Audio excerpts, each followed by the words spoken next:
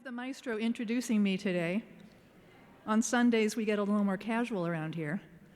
But I'm Kathryn Libin, and I'm going to be speaking with you today about wind concertos, which have been such an important theme of the whole festival. Yeah, I need an overture to make some big, loud, fortissimo chords and get everyone in their seats.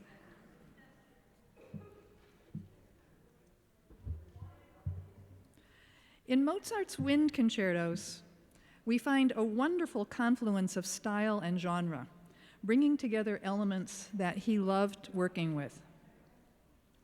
On the one hand, throughout his life, there's still a lot of talking going on back there. I'll just hang on for a moment here. Make sure everyone gets settled. Okay. So throughout Mozart's life, he had a true affinity and affection for wind instruments and for wind players. And likewise, throughout his life, the concerto was the instrumental genre that he seems to have found most congenial and satisfying. When he was a child, he learned to write concertos by taking keyboard sonatas, some by composers who were a lot better known in his time than today, like Eckart and Schobert, and other sonatas by Bach's sons, Philipp Emanuel and Johann Christian. And he would figure out how to turn them into concertos. He knew he had to create some kind of interplay between the soloist and the orchestra, so he would keep the original keyboard part for the soloist and add new orchestral sections, taking themes from the original source and articulating the key parts of the structure. At that age, he was also learning how to write operatic arias, in which he had a text to help shape the formal structure. Those texts also gave him dramatic situations to which the music had to respond. And he seems to have recognized that the concerto, too, could be a dramatic genre, one with distinctive characters and dialogue, and with developing challenges and even crises that would require resolution. Mozart's earliest original concerto was for keyboard, and keyboard concertos would occupy him consistently throughout his life, particularly as vehicles for his own virtuosity and allowing him to take on a role as protagonist that he wasn't allowed to do in his own operas. As a young artist in Vienna, it was his performances in concertos of his own devising that more than anything else established Mozart's reputation as a composer. But the wind concertos represent something else. All of them were written on demand as responses to special requests. All of them were written for men, since women didn't play wind instruments. And if any of you were here the other night to hear Joanna Yarbrough play one of the horn concertos, I was thinking at the time that if Mozart had come back among us at that moment, he would have been interested in the horn, which is a rather different instrument now, but he would have been stunned by seeing her actually playing it. That was unheard of in his day. All of these concertos were written for friends and colleagues and were tailored for their particular skills. And because they were individualized and personal, none of these concertos was published during Mozart's lifetime. So in this talk, I'd like to give you a short introduction to these special pieces, which it's a privilege to be able to hear all of during the course of this festival. Mozart's earliest wind concertos all date from the 1770s and were written for players either close to home or encountered in the course of his travels. So I've put a little list up here. The first two were written in Salzburg, and the others were written when he was journeying somewhere. The Bassoon concerto is the only one of these that remains somewhat mysterious, because Mozart wouldn't have had many, if any, models for this piece. I'll be showing you a few images of instruments from the period so that you can see that some of them actually still look quite a bit as they did in Mozart's time. Others are rather more altered. The bassoon in the 18th century was an important member of the orchestra. It provided crucial support for the bass line and filled out the accompaniment, but it generally had very little function as a solo instrument until Mozart's time. Earlier in the century, Vivaldi had written a large number of bassoon concertos, but they would not have been known to Mozart. There was also a handful of other bassoon concertos written either as special commissions or by players for their own use, mostly German, but again, we can't know whether Mozart actually knew any of them. Mozart's autographed manuscript for this piece, which is now lost, was dated in Salzburg 4 June 1774. So he composed it when he was 18 years old and still living at home, and it was presumably written for a member of the Salzburg court orchestra. It was the first of his wind concertos, and it was an auspicious beginning because he really captured the potential of the bassoon as a solo instrument, which had never been adequately explored. Though he was said to have written 3 other bassoon concertos and a bassoon sonata for a well-to-do baron in Munich, those pieces have never surfaced. So the concerto in B-flat is the only one that we have. Mozart composed his oboe concerto for an Italian player, Giuseppe Ferlendis, in the Salzburg court orchestra. This oboist from Bergamo officially joined the ensemble on the 1st of April, 1777. And Mozart must have written the concerto for him that summer because he took it with him in the fall when he went to Mannheim at the beginning of a long trip. Though we know little more than that about Ferlendis, and nothing about the concerto's first performance in Salzburg, we do have evidence about what happened to the concerto in Mannheim. The Mannheim Orchestra was full of great soloists like the DSO, so it played lots of concertos featuring them. It was especially blessed with terrific wind players, and Mozart became friendly with the oboist Friedrich Ramm, whom he said had a fine, splendid tone. He described Ramm in a letter to his father as a very fine, humorous, honest man, aged about 35, who has already traveled much and consequently has a lot of experience. Mozart presented Ramm with his oboe concerto and enjoyed playing it with him, saying modestly that their performances really create pandemonium here. He also said that the piece had become Ramm's cheval de bataille, or war horse, meaning that he played it all the time. He and Ramm would meet up again in Paris that summer and later in Munich and Vienna, and he would write other great oboe parts for him. One of the many musicians Mozart became friendly with in Mannheim was the virtuoso flutist Johann Baptist Wendling.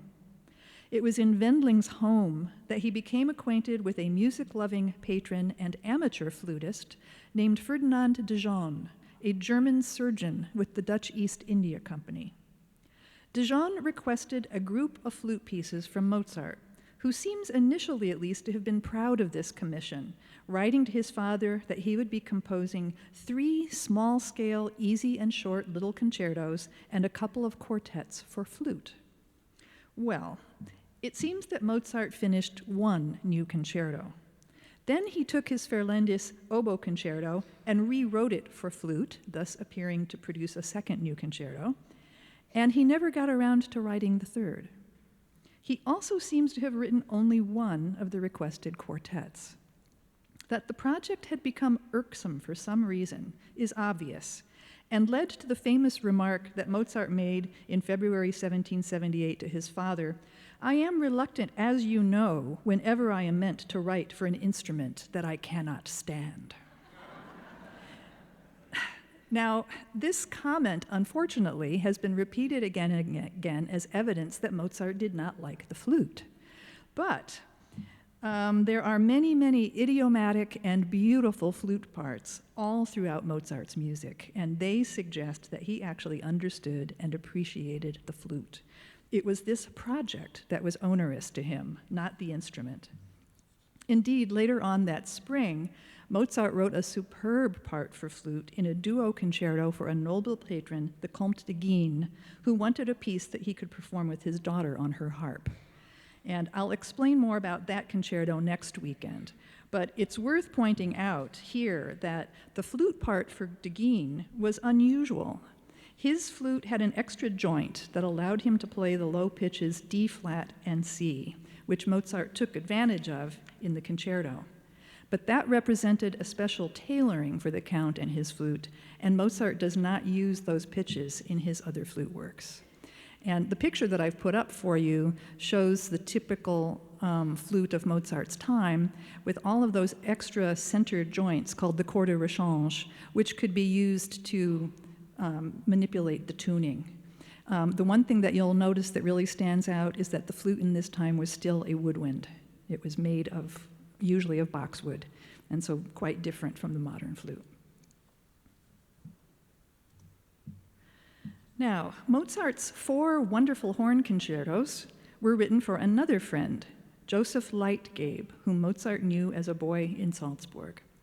Leitgeb was born in 1732, making him the same age as Joseph Haydn, and thus 24 years older than Mozart.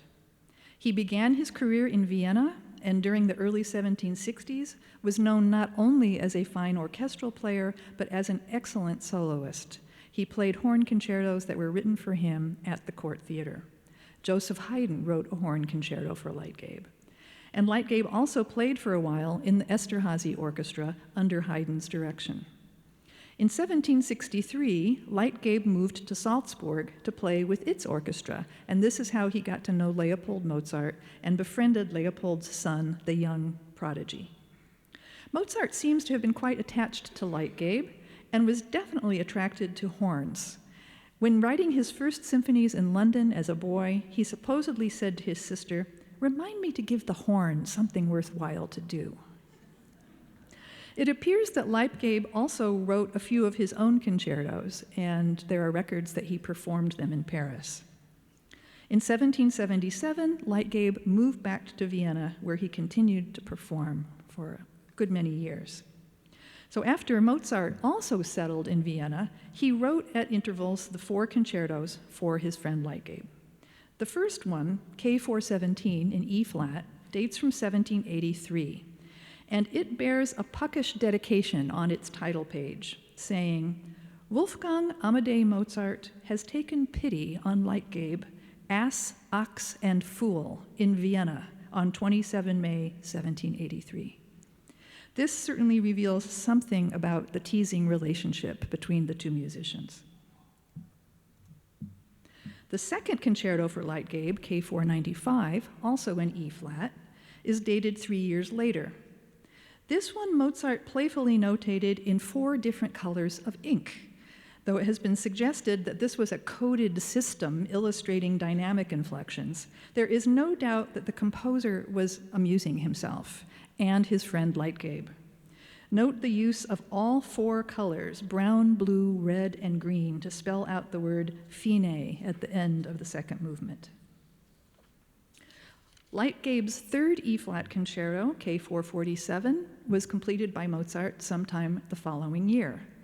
And finally, we have a concerto in D, K412, that was once thought to have been Mozart's first concerto for Leitgeb, but turns out actually to have been his last. With only 2 movements, it was one of the works left incomplete at Mozart's death in 1791. In the rondo movement, for which Mozart drafted the complete horn part, we find a series of little remarks that he wrote to Leitgeb, all of which seem to indicate his awareness of Leitgeb's advancing age, he is now 59 years old, and the technical difficulties that he may have been having. Though his earlier concertos took the range of the horn up to B and C, in this one Mozart only goes as high as A. At bar 23, he writes, "Leitgeb, pray for help." And at various points on the highest notes, he writes, "Aye, alas, and woe is me." At one point, he has rests that allow Leitgeb to get his breath back, and he writes, "Respira, breathe." The horn in this era was still the so-called natural horn without the valves of the 19th century that simplified the playing of chromatic notes. Instead, players adjusted the length of tubing by inserting crooks for changes of key and used very sensitive and accurate positioning of the lips and of the hand inside the bell of the horn to achieve chromatic notes. Leitgeb must have been an outstanding player because these concertos are very difficult. Many of the lively, memorable themes in the concertos are reminiscent of hunting call gestures that would have been familiar and rich with associations for many listeners. But Mozart also wrote in a beautiful lyrical fashion for Leitgeb and his instrument, which really showed much more of what the horn could really do. Leitgeb, probably to his surprise, outlived his young friend by 20 years, dying at the ripe old age of 78. As the inspiration for so much great music by Mozart, Leitgeb certainly deserves to be remembered and honored by those of us who still love this music today. Finally, I'd like to talk about Mozart's last great wind concerto, written for his friend Anton Stadler, a clarinetist. On the 7th of October, 1791, when Mozart's wife Constanze had gone to Baden for a cure, he wrote to her, "Now for an account of my own doings. Immediately after your departure, I played 2 games of billiards with Herr von Mozart, that fellow who wrote the opera running at Schickenader's Theater." This would have been Magic Flute. "Then I sold my horse for 14 ducats. Then I told Primus to fetch me some black coffee, with which I smoked a splendid pipe of tobacco. And then I orchestrated almost the whole of Stadler's rondo." There's a lot to unpack in this account, but the key thing for us is that among his other exalted activities that day, Mozart had been working on the new clarinet concerto for Anton Stadler. Mozart had known Stadler since he first arrived in Vienna in 1781. Stadler was only 3 years older than Mozart and had grown up in Vienna.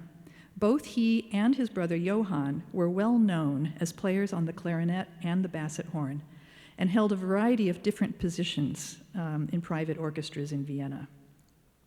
In 1782, the Stadlers were invited to join the prestigious Imperial Court Orchestra and to take part in the Emperor's private Harmonie, or wind band. These Harmonie ensembles, with their pairs of wind instruments, were extremely popular in Vienna at the time of Mozart's arrival, and he immediately responded to them with new music. When Stadler gave a concert for his own benefit at the Burgtheater in March 1784, he played what a local advertisement called a great wind piece of a very special kind, composed by Herr Mozart. This would have been the Serenade for 13 instruments. A witness to the concert praised the work, calling it glorious and grand, excellent and sublime. And he said of Stadler, "Never should I have thought that a clarinet could be capable of imitating the human voice. The instrument has so soft and lovely a tone that no one with a heart can resist it." Over the course of the next several years, Mozart would do a great deal of writing for the Stadlers and for the clarinet and its lower relative, the basset horn. Its vocality and singing qualities would become more and more pronounced. Also, Stadler had a distinct affinity for the lower range of the clarinet, and Mozart would exploit it as well. Mozart clearly adored the clarinet and wrote memorable parts for it in his piano concertos and operas, as well as his chamber music.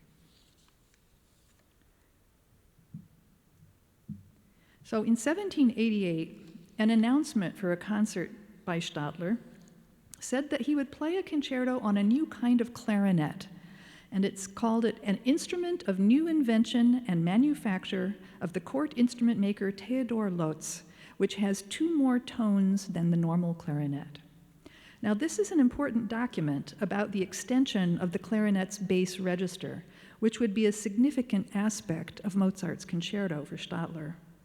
This instrument with added bass notes has become known as the basset clarinet, and Mozart had it in mind when he wrote a clarinet quintet for Stadler in 1789.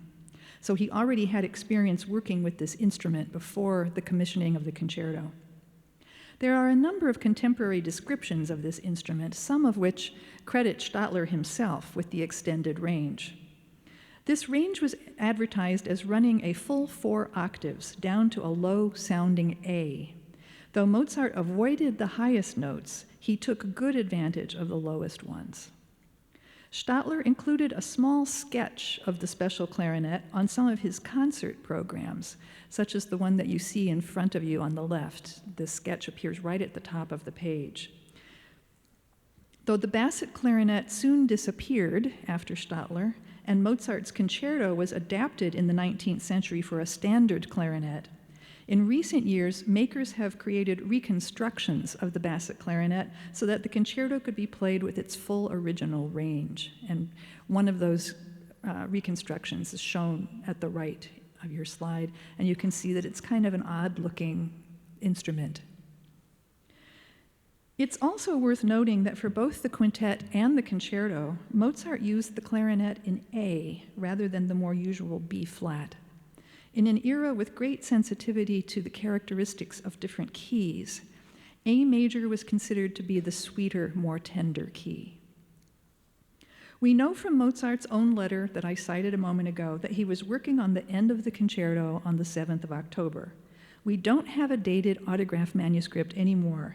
This ended up in Stadler's possession, and it was lost or perhaps even sold by him after Mozart died. But we assume that Mozart finished it in that week. Stadler is thought to have premiered the concerto in a big concert at the National Theatre in Prague on the 16th of October. This was at the beginning of a tour that would take Stadler to Berlin, Warsaw, Riga, and as far away as St. Petersburg over the next 4 years. And he would certainly have taken more than one opportunity to perform the concerto. When the concerto was published by the German firm Breitkopf and Härtel, it received a full review in an important music journal. This gave valuable descriptions of the piece that have aided editors in restoring the concerto's low notes. But it also gives us a sense of how the work resonated with the public. The writer stated, "This reviewer, who has this magnificent concerto lying before him in score, can impart to all good clarinetists the happy certainty that none other than Mozart, only he, can possibly have written it. That consequently it must be, in view of the beautiful, proper, and tasteful composition, the foremost clarinet concerto in the world. Of course it is difficult, and even very difficult. Truly, the reviewer remains firmly convinced that good execution of this concerto will bestow honor and admiration upon every able clarinetist, as it will bestow pleasure upon every listener." So one really can't say fairer than that in regard to Mozart's clarinet concerto. I think it's good to remind ourselves in contemplating these wonderful pieces that wind players in Mozart's time were very much the unsung heroes of their orchestras. Though they were crucial to the sound of an orchestra, these were not the glamorous jobs. They played instruments that were cranky and mechanical, frequently needing repair, subject to vagaries of humidity and prone to going out of tune. They had reeds that split and bores that needed to be swabbed out. They had to work extremely hard to perfect their craft, which could be unforgiving. They were rarely celebrities, did not have their portraits painted, did not retire to write their memoirs. But Mozart really got them. He made himself an expert on what could be achieved of wit and beauty on every one of these instruments. And in his concertos, he brings the winds out of their roles as colorful points in the background and puts them right into the spotlight. He respected them and honored them with some of his finest creations, with pieces that are still at the heart of every wind player's repertoire. What a spectacular legacy. Thank you.